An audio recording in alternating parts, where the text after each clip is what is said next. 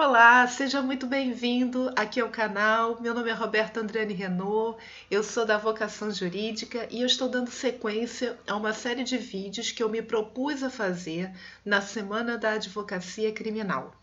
Antes de mais nada, eu quero dar um toque, um recadinho para você, advogado, que está aprimorando o seu conhecimento profissional e que continua estudando apesar de todas as dificuldades advindas da pandemia. Pois é, durante o fim de semana eu fiz uma análise de todos os meus cursos de prática penal e resolvi reduzir o valor dos investimentos no intuito de ajudá-los a estudarem, a continuarem estudando. Pessoal, é muito importante que a gente tenha em mente a responsabilidade na advocacia criminal, o comprometimento com o conhecimento. Então, diante dessas dificuldades financeiras, eu fiz uma redução muito bacana, alguns cursos com 50% de desconto. Eu vou deixar a relação desses cursos aqui para vocês na parte descritiva e eu tenho absoluta certeza que se você realmente deseja se capacitar e exercer a profissão com mais segurança, eu acredito que um desses cursos possa ajudar, ok? Mas vamos dar continuação aqui ao nosso vídeo, né? Vamos falar sobre audiências de instrução e julgamento. Bom, eu vou deixar alguns links porque eu já fiz alguns vídeos sobre o tema e hoje são dicas complementares. Eu acho que a primeira, a mais importante, é que você tenha consciência da necessidade de se preparar com antecedência. Nenhum ato processual ele deve ser praticado sem a preparação prévia. Prestem atenção, né? A audiência de instrução e julgamento não se faz no improviso. É um ato muito complexo, composto por várias etapas. Você tem que saber quais são essas etapas e estar preparado para cada uma delas. Então, como que a gente se prepara para um ato processual? A gente primeiro, eu acabei de dizer, você vai ter que saber quais são as etapas. Então, tem a abertura da audiência, a oitiva da vítima, a oitiva das testemunhas de acusação, a oitiva das testemunhas de defesa, o interrogatório, né? Algumas diligências a serem requeridas e as alegações finais que podem ser convertidas em memoriais. O que são memoriais? São as alegações finais escritas, né? Então, você tem que estar preparado para cada uma dessas etapas. E para você se preparar, eu pelo menos costumo fazer um roteiro. Como eu disse, eu vou deixar o link descritivo da forma como eu faço o roteiro aqui para vocês. E nesse roteiro, os pontos principais para mim são a oitiva das testemunhas, né? Então eu faço as principais, já preparo previamente as principais perguntas que eu farei às testemunhas.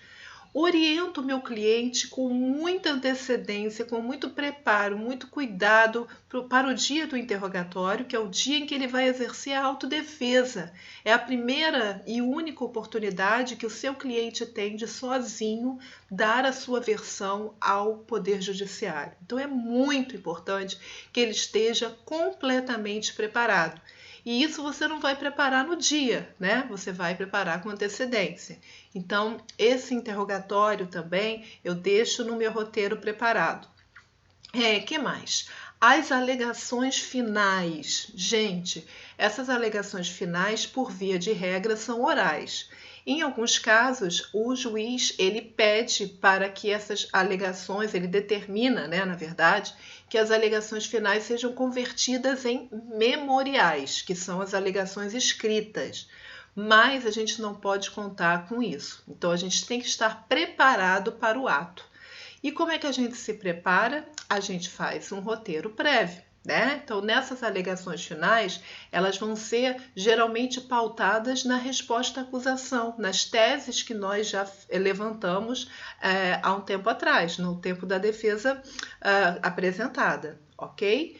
Se a sua resposta à acusação foi genérica, se você não levantou todas as suas teses, né? Se você apenas disse, os fatos não são verdadeiros e serão melhor explicados ao longo da instrução e na IJ, aí você terá que fazer as suas alegações finais do zero, porque você não levantou as teses lá no tempo da resposta à acusação. De qualquer maneira, faça um documento por escrito para que sirva como roteiro para você no momento que você for dada a oportunidade para você falar oralmente em alegações. Isso é importantíssimo. E essas alegações orais, elas são pautadas nos depoimentos também que serão prestados na IJ. Por isso que é apenas um roteiro com a indicação dos pontos principais. Você não tem como fechar essas alegações porque você não sabe o que as testemunhas vão falar na hora, né? Então você vai ter que ter muito jogo de cintura e improviso para usar esses depoimentos dentro do seu roteiro de alegações finais. Um outro ponto importante que muitos me perguntam, e eu sempre gosto de reiterar aqui, seu cliente está preso? Está. A prisão é preventiva, uma prisão cautelar, porque ainda não houve sentença penal condenatória. Então, você pode sim fazer na audiência, ainda que você já tenha feito em outros momentos, mas você pode renovar o pedido da revogação da prisão dele. É sempre importante dizer que essa prisão ela pode ser revista e ela tem que ser revista com uma certa frequência pelo Poder Judiciário, porque assim determina o artigo 316 do Código de Processo Penal. É claro que os fundamentos para a revogação você vai usar outros, né?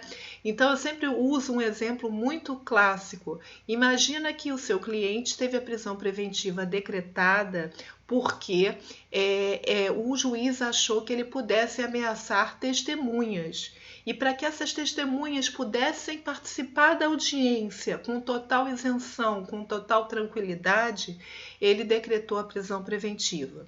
Se a audiência de instrução e julgamento foi realizada naquele dia e as testemunhas disseram que jamais foram ameaçadas e todas já prestaram depoimento, o fundamento que o juiz utilizou para decretar a prisão preventiva, ele não existe mais, ele deixou de existir. Por essa razão, você pode pedir, sim, a revogação da prisão na audiência de instrução e julgamento, com base na inexistência de qualquer fundamento, né, dos requisitos lá da preventiva que estão no 312. Então, aquele motivo que levou o juiz a decretar a prisão não existe mais. Então, faça sempre esse pedido. E também, pessoal, domine o processo. É muito importante que vocês saibam todas as peças, todos os detalhes. Por quê?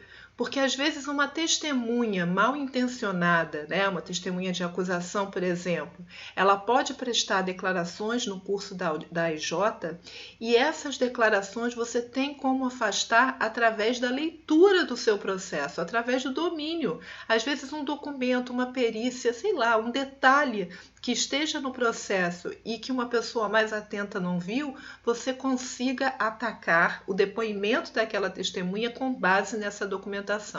Então é muito importante que você domine o processo.